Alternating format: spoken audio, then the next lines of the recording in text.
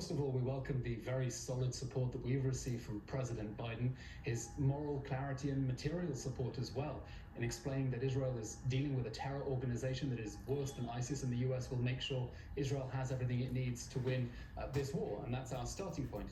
Now, as for the humanitarian situation in the Gaza Strip, we want to see humanitarian aid reach the people of Gaza through the Rafah border crossing with Egypt, and of course we're discussing with international partners ways to step up humanitarian aid. But we have only one condition, which is our right and duty under international law, and that's to make sure that resources not reach Hamas, that Hamas, which perpetrated the October 7th massacre, not exploit those humanitarian corridors in order to rearm.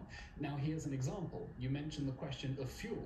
We know, for example, that Hamas, the governing body in the Gaza Strip, has stockpiled 500,000 liters of fuel, 130,000 gallons. Now, what can you do with 500,000 liters of fuel? That's enough to circumnavigate the globe in a Boeing 747, just to give you an impression of how much fuel Hamas has stockpiled. Now, we have an obligation to protect our citizens, and we have an obligation to make sure that the fuel not reach Hamas. What's the problem? Hamas controls the distribution of resources inside the Gaza Strip. Hamas also decides when to steal resources from international agencies. It's only been 2 weeks since the UN admitted in a tweet that it has since deleted under pressure from Hamas that Hamas stole fuel from its own stockpiles. Hamas stole 24,000 liters of fuel from the United Nations, which is now covering it up. So of course we want to see humanitarian aid reach the people of Gaza, but we also can't allow the international community's goodwill to be exploited by the terrorists who perpetrated the October 7th massacre in order to rearm and refuel their machine of war and terror against our people. Is there a way for humanitarian pause in order to get escorted fuel in through the International Red Cross, through other agencies? Because people are dying in these hospitals without the generators, without the fuel that they need, without incubators for children, which need electricity. Isn't there any way to save some of these innocent people by getting fuel deliveries in and work out a way with Qatar? I mean, you're negotiating with all of these people in any case. But you have to pause the bombing in order for that happen. You've contained Hamas. They can't break through. You've got them surrounded. Isn't there some way to have these brief pauses? Members of the international community that want to see fuel reach the people of Gaza should insist that Hamas, the governing body in the Gaza Strip, release the fuel that it already controls.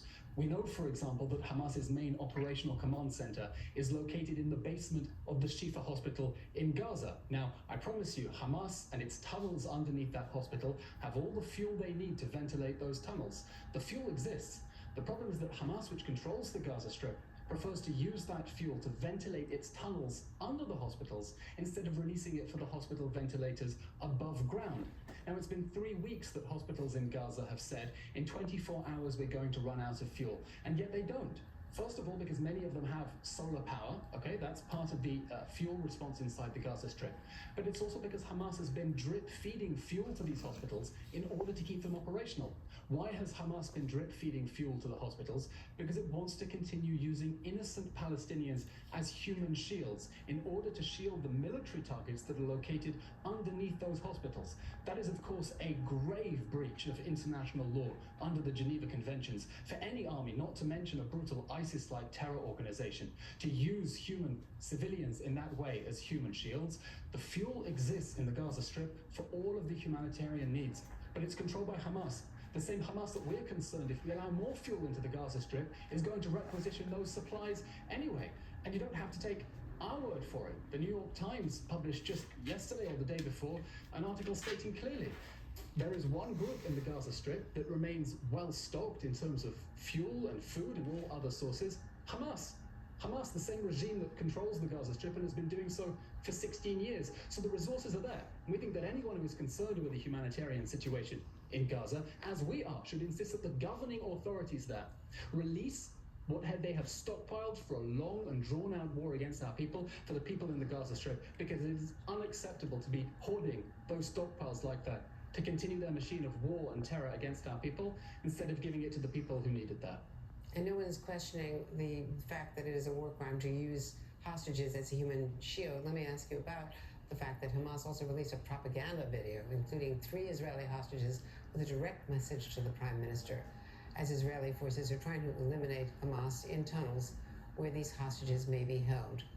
Is that a cause of concern for you as you map your strategy and where you go with your weapons and with your attacks? We're not going to comment on Hamas's war of psychological warfare against us, but I will say this. Of course, watching the video was extremely difficult. These are very, very poor women. 3 of 239 hostages, at least, who were abducted from their homes and taken into the Gaza Strip. And I heard your correspondent just before I went on air saying it's unclear whether they were speaking under duress.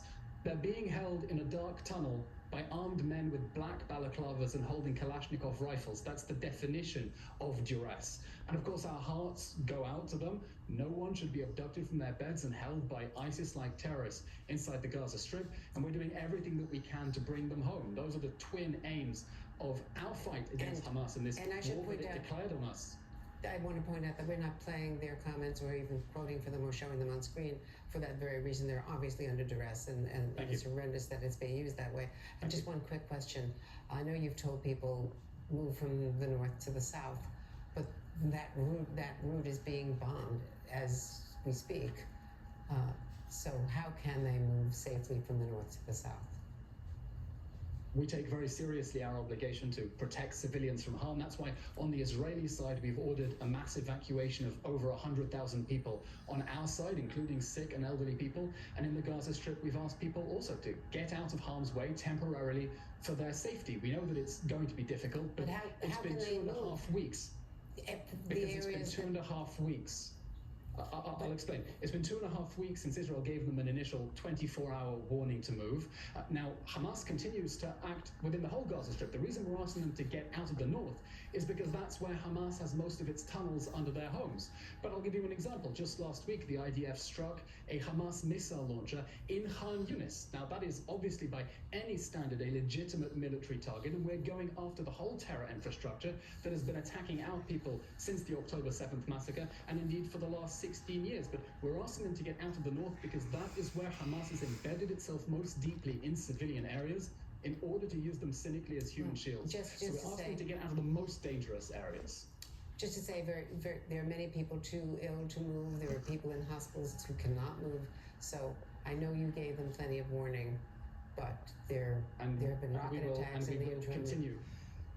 And we will continue, of course, to apply those core principles of proportionality and distinction under international law. We take those very seriously, but Israel has also been forced to evacuate sick and elderly people because we have no choice. We want to get them out of harm's way, and we think that anyone in the international community concerned for civilians in Gaza should be urging them to do everything possible to heed Israel's warning, to get out of harm's way for their own safety until the war is over and we can rebuild. Well, for many people who have land exits other than the people in Gaza, there is an escape, but we have to leave it there. Thank you very much. Thank you very much, Andrea. Thank you. Appreciate it. And